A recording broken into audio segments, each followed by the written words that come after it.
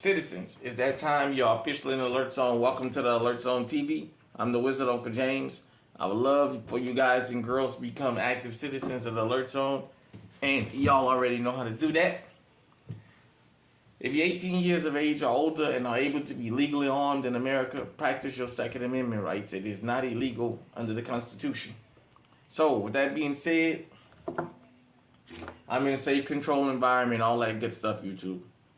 Got my Llama Arms 38, 1911, Chamberlain 38 Super. It's clear for YouTube, you guys can see.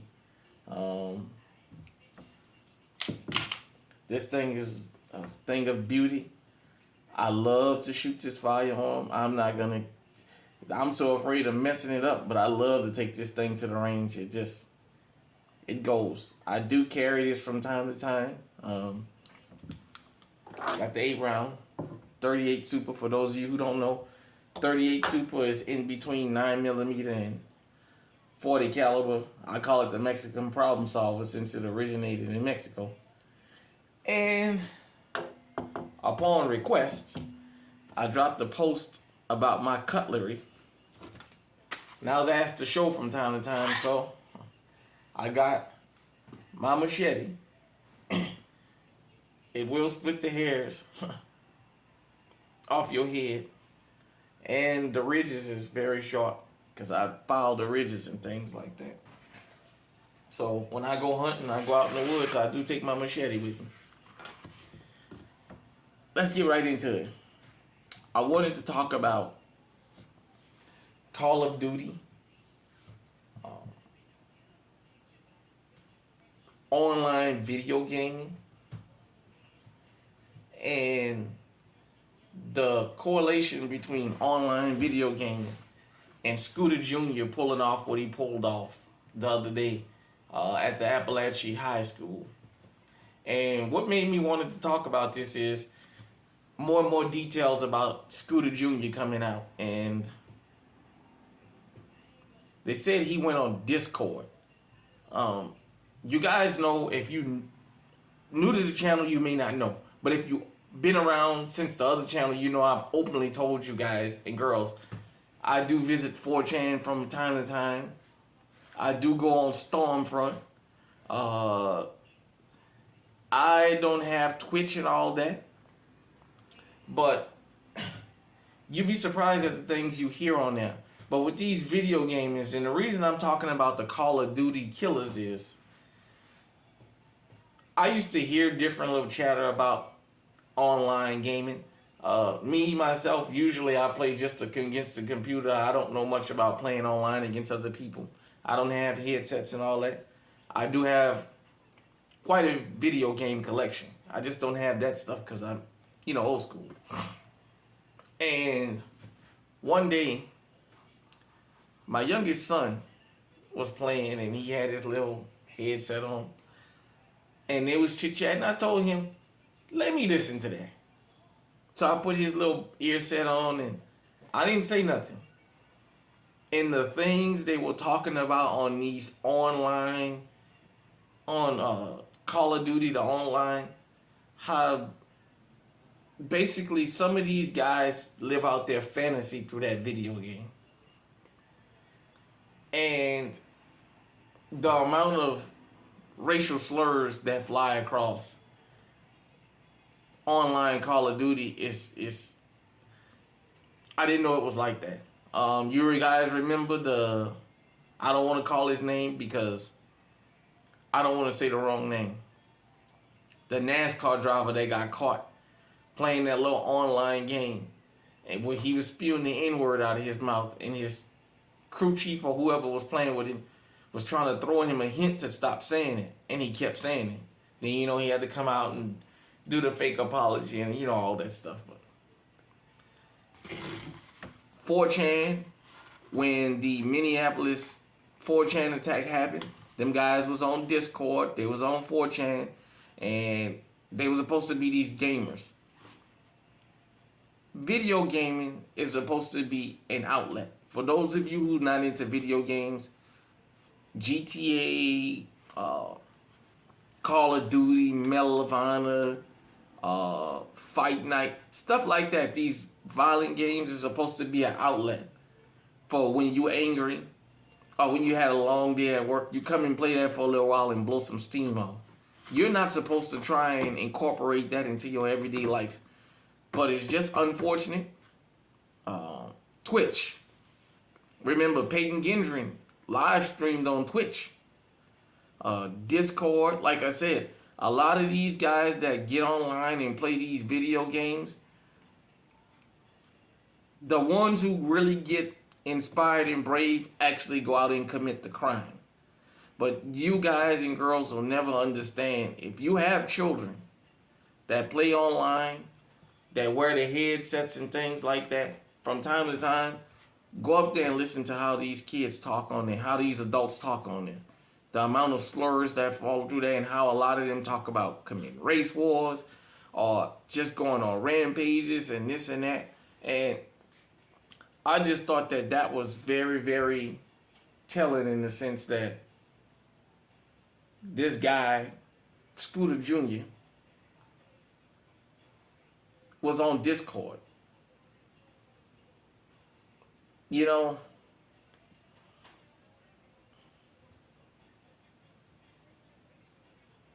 I'm 45 years old. We talk about rap music. We beat up on rappers all the time. We talk about violent rap music and how rap music keeps violence going in the city.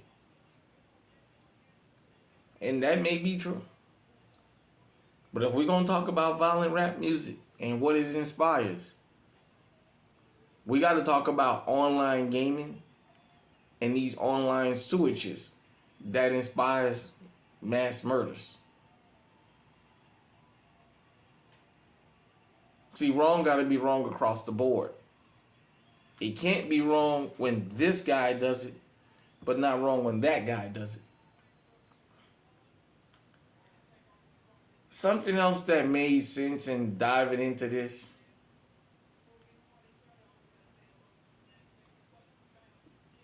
There was a incident that happened a couple years ago, and I don't want to get all political about it. Kyle Rittenhouse, who had a firearm that was bought through a straw purchase, was allowed to do exactly what this kid just did, and I'm going to show you how. Kyle Rittenhouse is on video saying he wished he had his AR-15. He would go out there and shoot looters. And then he showed up a couple days later looking for somebody to shoot. Now, let's just go ahead on and throw the obvious out there because there's video of it. Kyle Rittenhouse went out there to shoot black folks.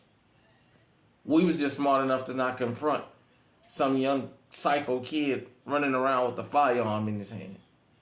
If you remember, after Kyle Rittenhouse shot those 3 people, he walked in front of law enforcement with that gun. Yeah, he had his hands up, and they let him go. In a normal setting, they won't let you leave out of that. They let him go. And this, I'm not going to go into the whole Kyle Rittenhouse thing. But I want to tell you, the world watched that trial. And they watched how the judge was his defense attorney. Now, people say, well, the dad got charged because he went after the kid talked about doing a school shooting. He went and bought this kid an AR-15 and let the kid have access to it. Kyle Rittenhouse should have went to prison because he went across state lines, which made that a federal crime. And his friend that went and bought that firearm for him in that straw purchase should have went to prison also. You see how when you let wrong go, it comes back and you just got to take it. A lot of people can't take it. There's people that celebrate Kyle Rittenhouse. And I'm just pointing out something like that being watched around the country and around the world. What message are you sending? So if it's wrong that this kid threatened to shoot a school up, then his dad goes and buy him an AR-15 that he has access to, and he goes out and kills a bunch of children at school, well, then it's wrong for Kyle Rittenhouse's friend to buy him that firearm, knowing he wanted to go out and shoot people with it, and then letting him have access to it, and then he goes across state lines and commits a federal crime.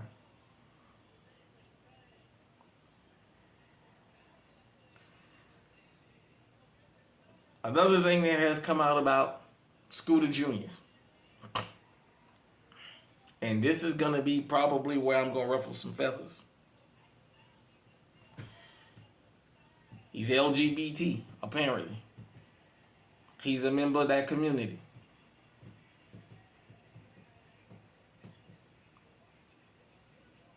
I got to say this. Shout out to Tariq Nasheed. He did the Buck Breaking movie, and I went and bought that. And I watched it because I knew all about those horrible crimes. J. Edgar Hoover was LGBT, for those of y'all who don't know. Not only was he a cross-dresser, the word is through several reliable sources throughout the years that he would do things with the new agents and so on and so forth. For those of you who ever seen the movie, the J. Edgar Hoover movie that Leonardo DiCaprio played in, that was brought up in that movie.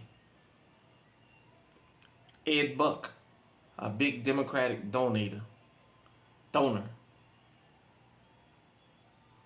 who's in prison right now, should be in there for murder, but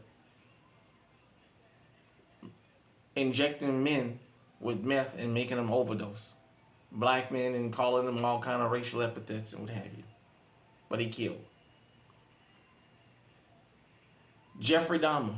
If those of you remember, his series came on last year, and they put the LGBT flag up, and the LGBT community protested that they didn't want that flag being shown in the corner of the TV while that show was running.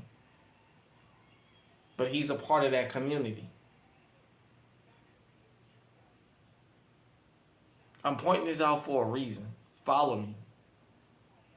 Remember when the Pulse nightclub shooting happened?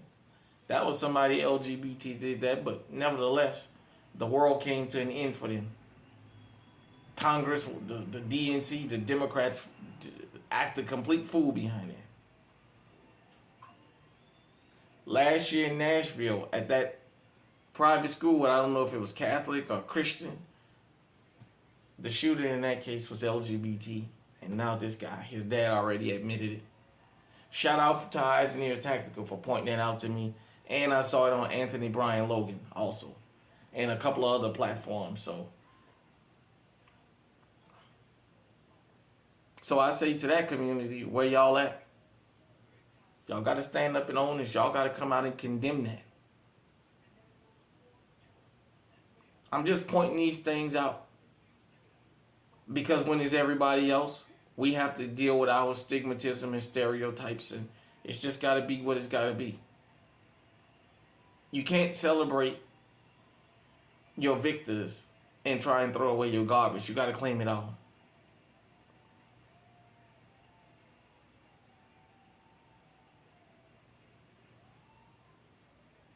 If you have young children, keep them off Discord. Keep them off 4chan, Stormfront, Reddit. Monitor them on them headsets because of the things that they say. Dylan Roof, Peyton Gendron, a lot of them visits these particular Allen, Texas shooter that shot up the shopping mall, the outlet mall, all that stuff. You have to be mindful of that. You have to be mindful of what goes through these guys and girls' mind. They already have certain thoughts about certain people, and it's amplified, and they go and they carry it out. I just thought I would bring that to everybody's attention. That I told you guys and girls, and it's unfortunate that we had to talk about this, and I had to tell you that school is in. Scooter Jr. and Scooter Sr. finna come out and play. And I don't mean play in a good way. From school shootings to grocery stores, what almost happened in San Antonio at HEB, for those of you who don't know. Just about an hour or two after the Appalachia school shooting, there was a guy that tried to shoot up a HEB in San Antonio, but he was quickly apprehended.